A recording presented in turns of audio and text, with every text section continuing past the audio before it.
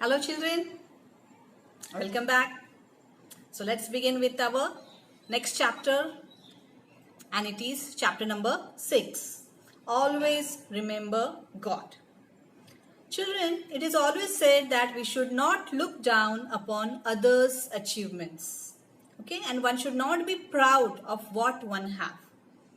Okay, now let's see in this chapter what it means. Yeah. Once the great sage Narada, carrying his Veena, the Mahati, came to Vaikuntha, the abode of Lord Vishnu.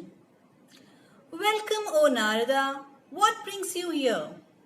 Narayana, Narayana. My salutations to the Lord of the universe. Now let's see the new words here. Mahati. It means actually the name of the Veena which Narada is carrying with him.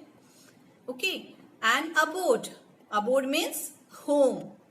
So it's a place Narada has come to meet Lord Narayana. Okay, Narayana is the Lord Vishnu's name. So Lord Vishnu has many names and it is one of them. Salutations, it means greeting. So here Narada is greeting, saluting Narayana. I am returning from a tour of the earth, my lord. Tell me then, O Narada, what tidings do you bring? The new word here is tidings. It means news, some information. So tell me then, O Narada, what news or information do you bring? Lord, I sing your name continuously. Your thoughts fill my heart and I feel contented in devotion to you. Now contented. It means satisfied. So I feel satisfied in devotion to you. Devotion here means worship. So I feel satisfied in worshipping. However, no one else is chanting your name as I do. Narada was a great devotee of Lord Vishnu, but he was becoming proud of it. Your thoughts fill my heart with devotion for you, and I feel contented. But these earthly mortals are so immersed in the world that they have no time for chanting your name. How can there be any more devotees on earth? So new word here is devotee. It means follower. So Narada was a great follower of Lord Vishnu. Mortals. Mortal here means people, the earthly human beings who are subject to die once. Immerse here means absorbed. Okay, so engrossed. So here Narada is complaining to Lord Vishnu that the earthly, the human beings, they are absorbed in their own world and they do not have time for chanting, reciting your name. Lord Vishnu was aware of Narada's thoughts. Narada is smitten with pride over his ability to remember me all the time. Smitten here means deeply affected with. So Narada is affected with pride. Okay, pride here means self-admiration. So he is deeply affected with self-admiration over taking Lord's name. Oh Jagannatha, you must do something to correct this situation on earth. Okay, here Jagannath means it is another name, Lord of the universe. Narada thinks he alone is my devotee. I have to correct him. Dear Narada, you are mistaken. There indeed are devotees of mine still on earth. Lord Vishnu's words pricked the proud Narada. With a frown on his face, Narada replied, Is it so, O Lord? Then please show me the greatest among them. So here pricked. Pricked means feeling of pain. So Lord Vishnu's words pained him, pained Narada. And with a frown. Frown means making a face. Narada replied, Is it so? Go then to the village by name Salagrama. Govinda, the farmer who lives there, can teach devotion even to you.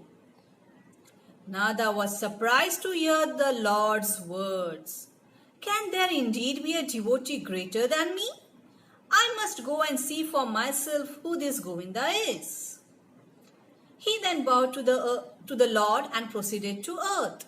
As you bade me, O Lord, I seek thy blessings. Bid here means order, wish, command. As you command me, I seek. Seek means I look for, and thy means your. So here Narada is saying, okay, as you command, as you wish, I seek. I look for your blessings. So he takes his blessings. Narada reached Salagram and found Govinda, the farmer, in his house. He watched him from behind a tree. Om Namo Narayanaya. Om Namo Narayanaya. Om Namo Narayanaya. Govinda recited the Lord's name thrice, picked up his plough and went to the field to work.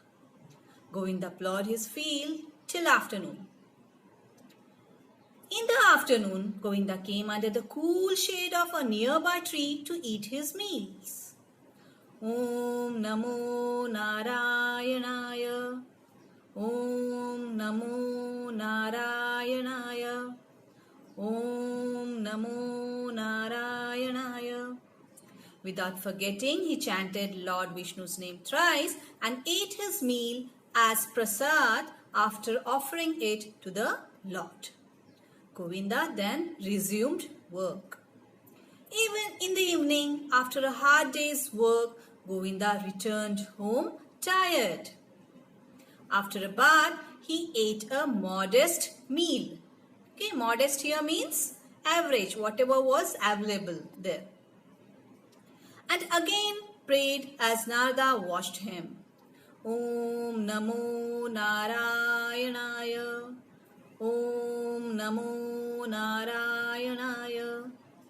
Om Namo Narayanaya. Thank you, O Lord, for guiding me through the day. Govinda then went off to bed. Nada returned to Vaikuntha. Ah, Nada, you have returned. Tell me, did you meet my beloved Govinda? Oh Lord, I did see Govinda, but what is so great about him? He only utters your name thrice a day. I do it all the time. Then how is he better than me? So the new word here means utters. Utters means to say. So he only says your name thrice a day. The Lord replied, O Narada, do a thing for me? Will you? Narada was puzzled.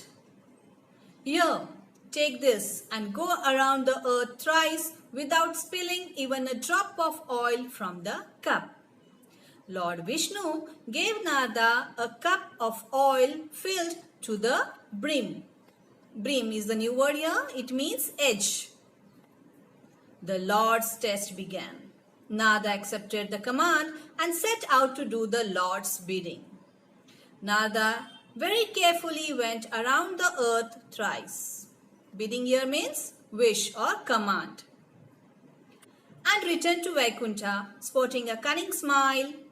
Lord Vishnu said, Dear Narada, you have succeeded in the task. Cunning is a new word. It means tricky. So sporting a tricky smile, Lord Vishnu asked, Dear Narada, you have succeeded in the task. What a great job you have done. You have not spilt any oil. The Lord continued, But I did not hear you calling me while you were going around the earth. Why so? Narada felt ashamed. How many times did you remember me while doing your task? A confused Narada spoke. Oh Narayana, how could I think of you when the task you set was such a difficult one? You told me to take care that no oil was spilled, so I had to be extra careful and so could not let my mind go even to you. That is it, my Narada. If that is the case with you, who is the devotee of my name? Then isn't that Govinda a greater devotee of mine? He takes my name and remembers me at least thrice a day in between all his daily duties. He remains busy all day long amidst all the travels of taking care of his family and still remembers me. So I consider him a great devotee of mine. Thus, Lord Narayana destroyed Narada's pride. A chastened Narada attained a pure mind again. Okay, so new word here means travels, means the hardship. So he remembers, he remains busy all day amidst all the hard work, hardship of taking care of his family and doing other work, and still he remembers me. Chastened means punished. So here Lord Narada is punished and corrected also by Lord Vishnu. So a chastened, punished or the corrected Narada attained a pure mind again. Narada came to know what was his mistake. He realized it and now he knows what to do. Okay, so that is the lesson. That is the chapter, and the moral is one should not be proud of one's achievement. Okay, now these are the questions which you are supposed to go through the chapter and find out the answers to. So answer the following.